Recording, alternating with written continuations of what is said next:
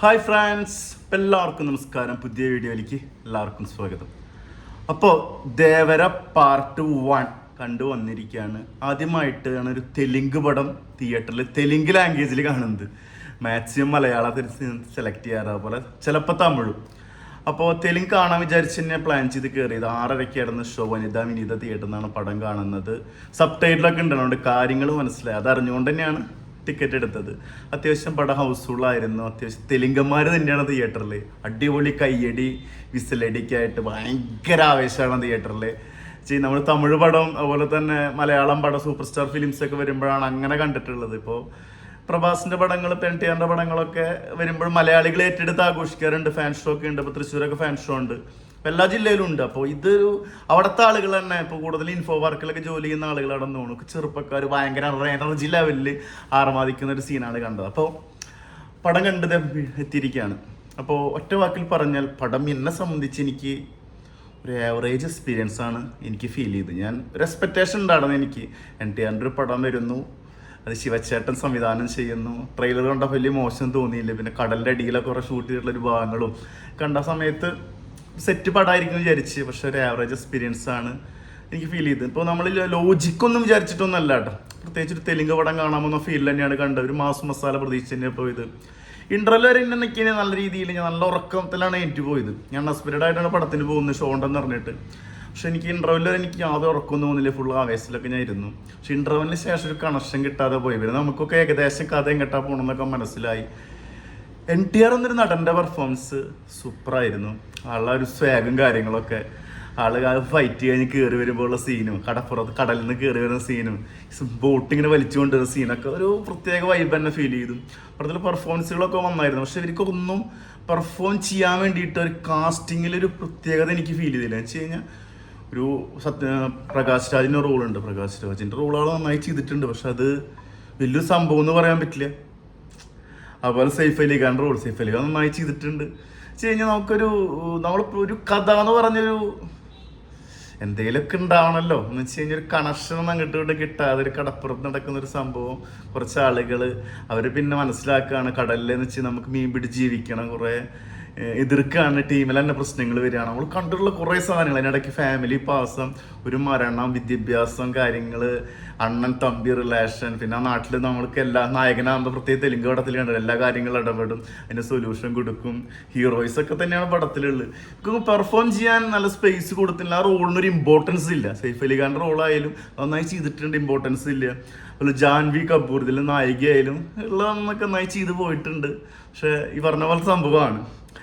അതുപോലെ എനിക്ക് ഇവളുടെ ഷൈൻ ടോൺ ചാക്കോൻ്റെ ഒരു സീനുണ്ട്. ഞാൻ കുറച്ച് ചിരിച്ച് ഒരു കണ്ടതിൻ്റെ മുകളിൽ വീഡിയോ വലിച്ചിരിക്കുന്ന സാധനമുണ്ട്. ഒരു പ്രത്യേക സീനാണ്. അത് അടിപൊളിയായിട്ട് ചെയ്തിട്ടുണ്ട്. പിന്നെ ഷൈൻ ടോൺ ചാക്കോ ഈ പടത്തിൽ ഫുള്ളുണ്ട് കേട്ടോ.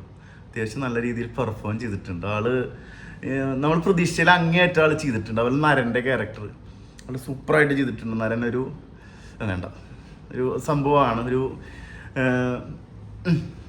കസ്റ്റംസ് ആയിട്ടൊരു ഓഫീസറാണ്. ആളൊരു ക്യാരക്ടർ അടിപൊളിയായിട്ട് ചെയ്തിട്ടുണ്ട്. ആളൊരു കുറച്ച് കാര്യങ്ങളൊക്കെ സംസാരിക്കുന്നുണ്ട്. അതിലാണ് നമ്മുടെ നായകനൊരു മാറ്റമൊക്കെ വന്നിട്ട് ഒരു പ്രശ്നങ്ങളൊക്കെ അവിടെ തുടങ്ങുന്നത്. അതൊക്കെ രസമായിട്ട് ചെയ്തിട്ടുണ്ട്.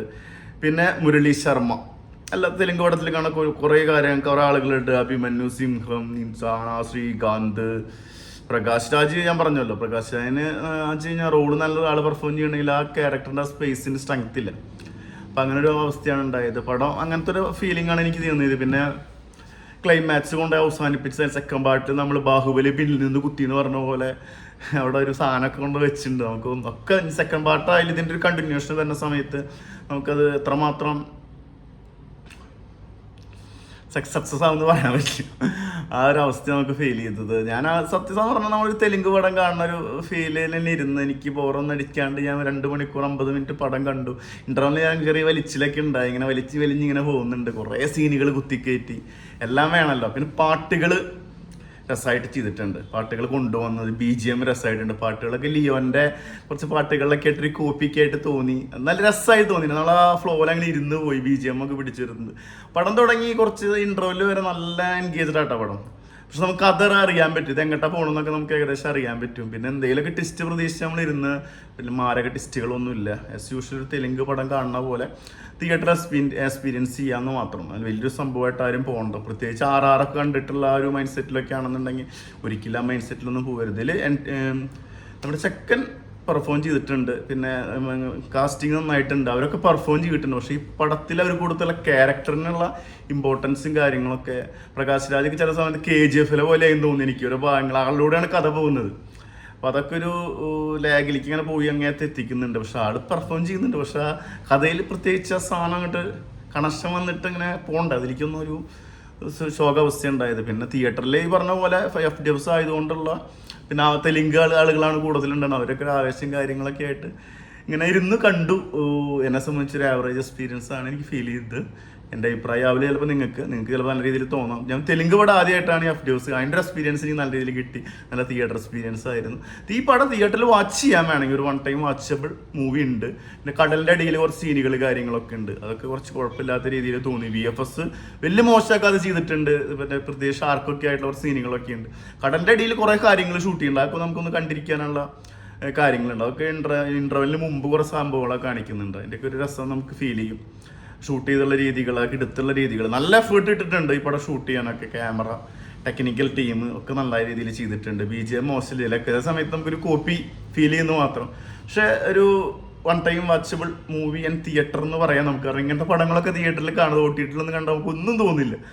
അപ്പോൾ ഇതാണ് നമ്മുടെ പേഴ്സണൽ ഒപ്പീനിയൻ. നിങ്ങൾ കണ്ടിട്ട് നിങ്ങളുടെ അഭിപ്രായങ്ങളും കാര്യങ്ങളൊക്കെ പറയൂ.